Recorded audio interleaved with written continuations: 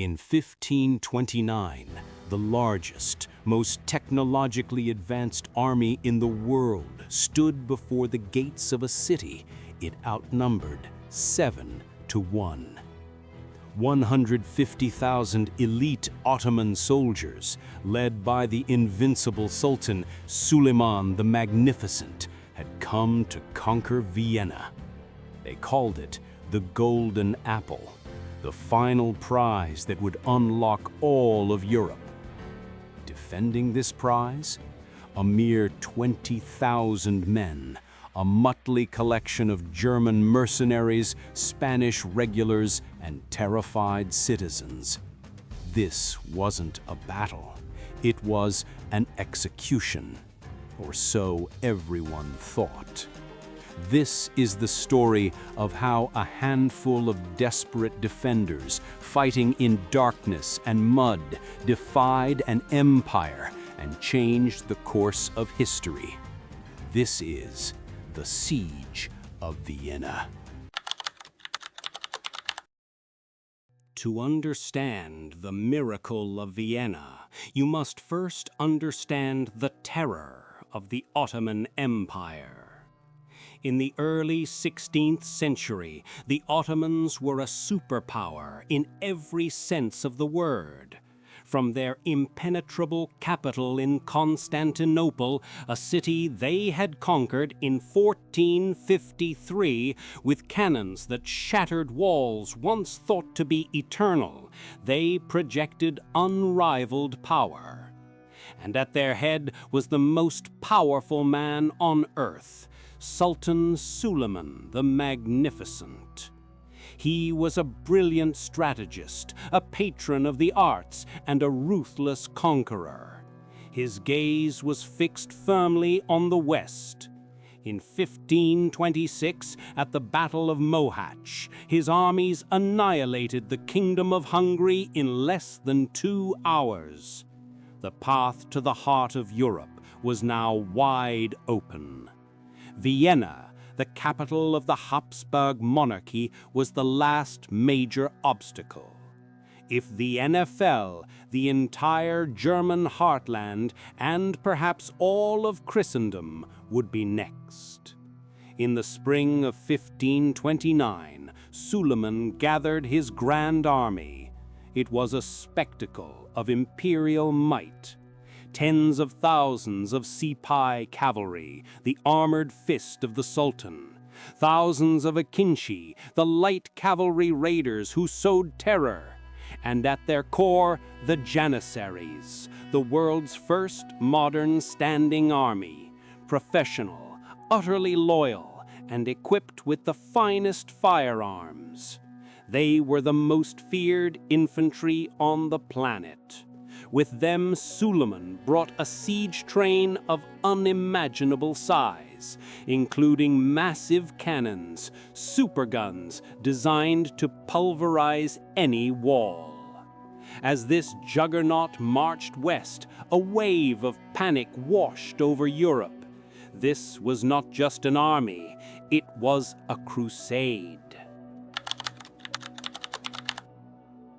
Inside Vienna, there was no hope, only desperation. The city's fortifications were a joke. They were medieval, thin, high walls designed to stop arrows, not cannonballs. The task of defending this crumbling city fell to a 70-year-old veteran named Nicholas Graf Salm. He was a professional soldier who knew, better than anyone, that the situation was hopeless. His army was a fraction of the Sultan's. A few thousand German Landsknechte, wild, brutal mercenaries who fought with massive two-handed swords. A few hundred Spanish musketeers, the best in the world, but not nearly enough. And the rest were simply the men of Vienna, handed a pike and told to stand or die. They worked frantically. In the few weeks they had, they tore down the roofs of their own houses to build new, low, earthen ramparts behind the old medieval walls. It was a desperate, last-ditch effort. They knew the stone walls would fall. Their only hope was to hide behind mounds of dirt. But then, the defenders got their first, and only, piece of luck. God, it seemed, intervened. The spring of 1529 was one of the wettest in history. The Ottoman army's march, meant to be a triumphant parade, turned into a miserable slog.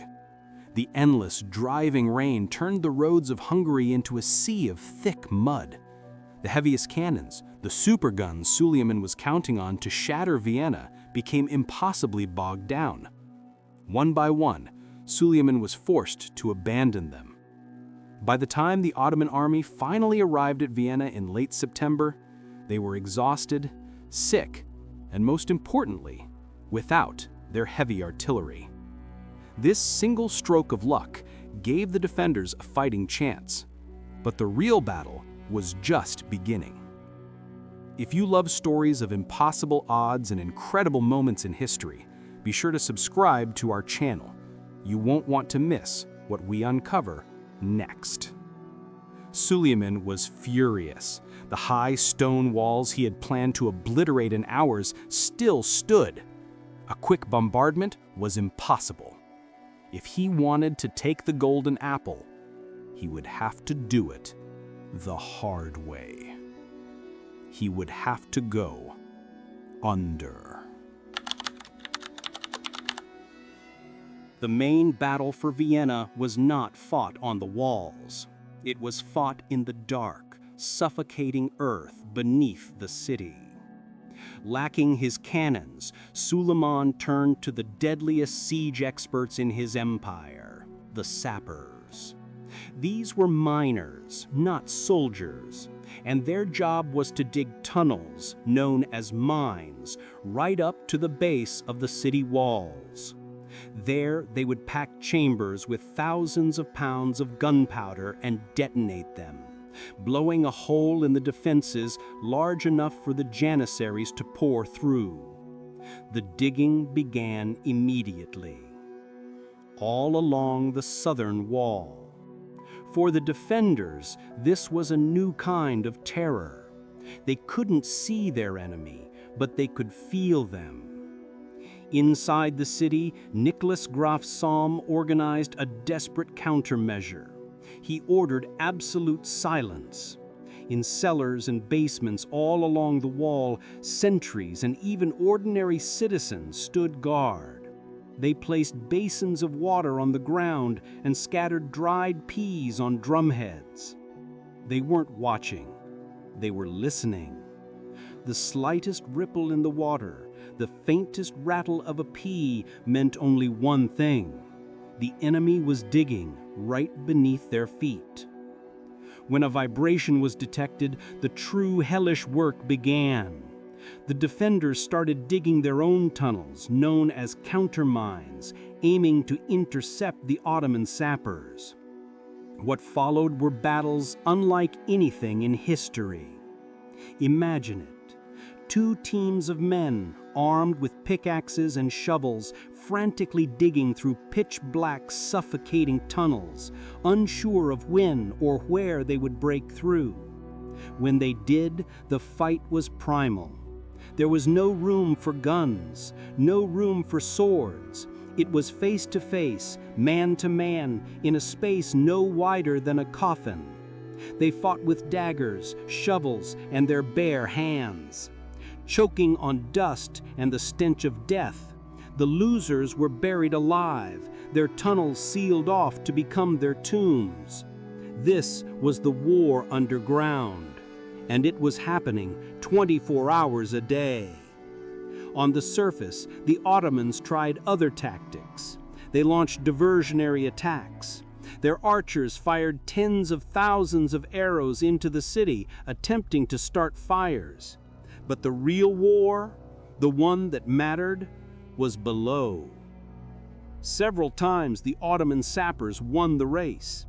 On October 9th, a massive explosion ripped a 100-foot gap in the city's main wall. The janissaries, howling their war cries, charged into the breach. But they were met by the Landsknecht. These German mercenaries were a terrifying sight. Wielding their Zweihander great swords, they were a whirlwind of steel. They knew if they were captured, they would be tortured. They gave no quarter, and they expected none. The fighting in the breaches was savage, but the defenders, time and again, held the line.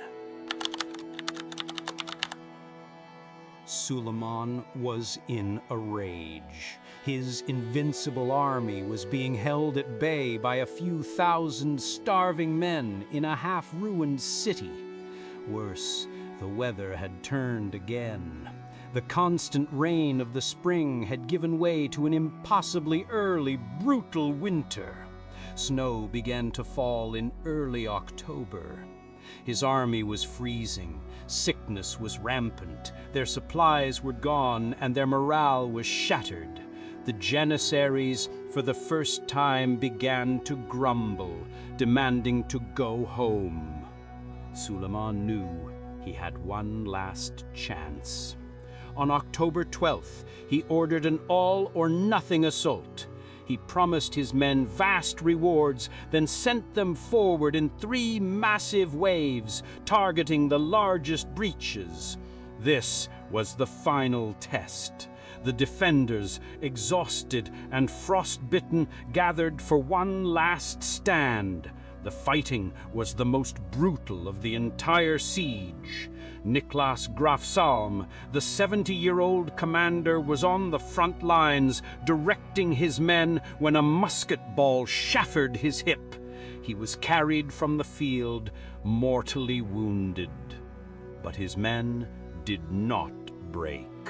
They threw themselves into the breach, fighting with a desperation that stunned the Ottomans.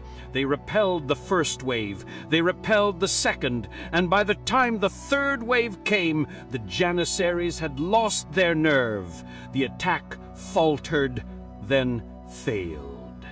Suleiman had lost. His army was broken.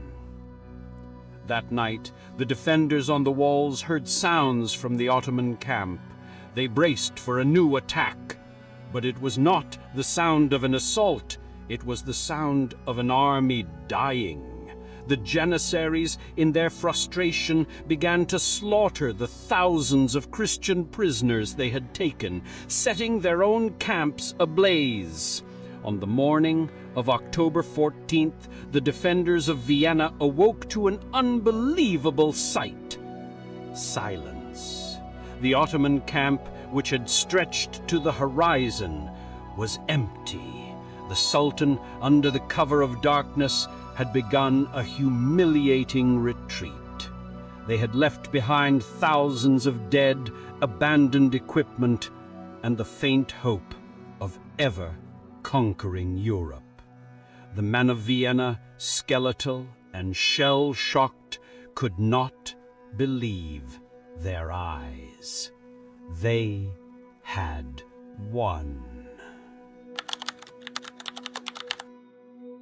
The Siege of Vienna was more than just a battle.